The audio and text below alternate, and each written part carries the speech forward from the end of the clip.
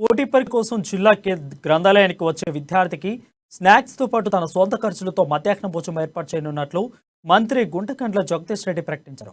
సూర్యాపేట జిల్లా కేంద్రంలోని గ్రంథాలయాన్ని ఆయన ఆకస్మికంగా సందర్శించారు. పోటీ పరీక్షకు సన్నద్ధమవుతున్న యువతి యువకులతో ఆయన మాట మంత్రి సాగించారు. ఆధునిక పరిజ్ఞానంతో కూడిన గ్రంథాలయ భవనాన్ని నిర్మించడానికి త్వరలోనే శంకుస్థాపన చేయనున్నట్లు తెలిపారు. స్వయం ఉపాధిపై మహిళలు దృష్టి సారించారని ఆయన పిలుపునిచ్చారు. ప్రభుత్వ ఉద్యోగం కోసం పోటీ పడాలని, అదే సమయంలో ప్రభుత్వ ఉద్యోగమే పరమావధిగా కాకూడదని మంత్రి జగదీష్ రెడ్డి వారికి ఉద్బోధించారు.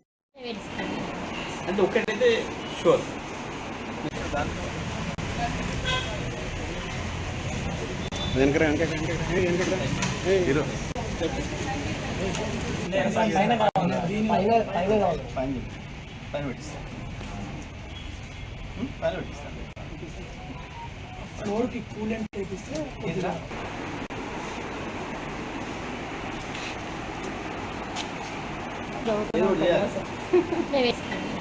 అంటే ఒక్కటైతే షూర్ ఏమంటారంటే మీరు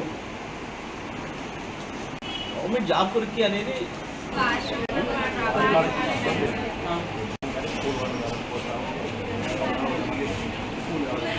మంది తీసుకొని పోపిస్తున్నాం.